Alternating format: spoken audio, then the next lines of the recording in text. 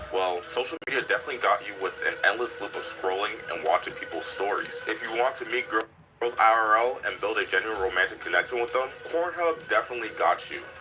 That's sarcasm, by the way. And that's a problem most people, and myself included, have. I used to be such a huge pussy and only choose to do things I was familiar with. And if there was something that was brand new to me, like for example, approaching a girl I found attractive or starting a YouTube channel, I would often hesitate on that decision for fear of rejection and ridicule from what people might say. And not gonna lie, this persisted for a while until I decided to grab myself by the nuts one day and step out.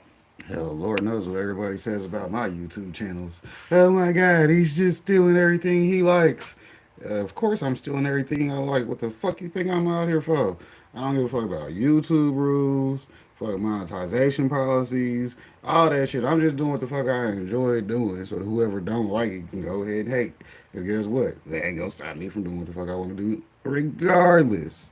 Shout out to the haters, cause it just gives me more motivation to keep them on the side watching. Then they got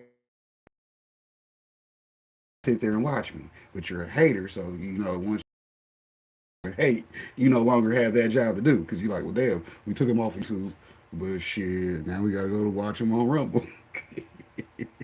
Shouts out to y'all. Y'all be doing that goofy shit. You see what I'm saying? Because hell, I don't hate on nobody. I watch your content all goddamn day, whether I like it or not. Because, I'm a hater watcher too, because hey, it's one of those common things. But hey, I at least liked the video because I sat there and watched it. Might not be subscribed, but I did give you a like. Cover that bushes. Outside of my comfort zone by repeatedly doing things I wasn't used to doing until it became natural to me. And bro, I don't be lying if I said I didn't feel uncomfortable in the slightest acting on things I knew deep down I needed to do that would make me a better and more interesting person. But nobody ever said that it was going to be easy. Half the things we want in our life are on the other side of things we on a day-to-day basis know deep down we need to do but refuse to do. And once I start to get these adrenaline rushes and butterflies in my stomach more often from unfamiliar territories, it made me want to live life at my edge and not have any regrets, but this could only be achieved once I decide to leave my nest and get away from my comfort zone.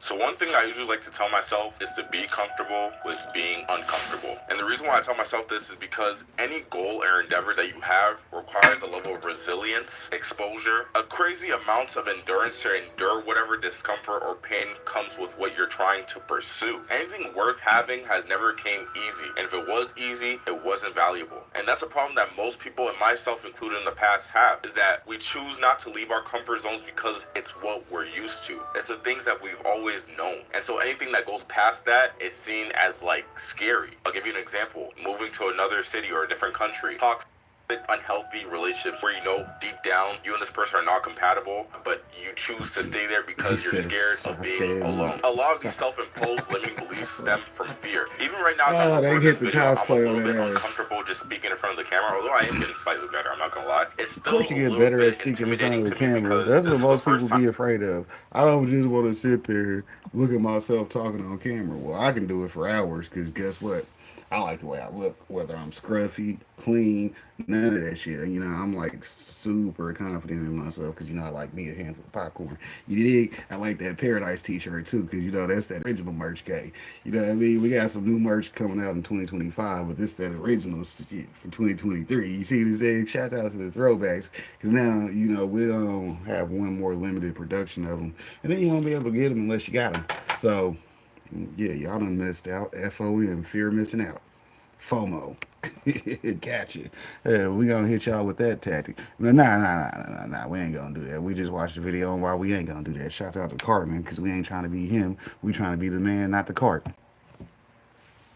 Time ever I'm not really using the script. So right now as I'm recording this, I'm stepping out of my comfort zone to talk how I would normally talk without a script. Your comfort zone has kept you stuck to where you are for X amount of times because you're so scared of change and you're so uncertain of what the future holds or what could possibly happen when you're limiting your potential. Nothing good ever comes from tiptoeing through life and walking on eggshells for the things that you want. Not to go on a whole side tangent, but there was multiple opportunities that I missed from my early teenage years that I passed up on because one, my parents were very overprotective and didn't let me do half the things. Like I wasn't even allowed to sleep over people's house without, parents getting into contact with each other. Now granted, I do appreciate my parents for that, but because of that, it made me so heavily risk adverse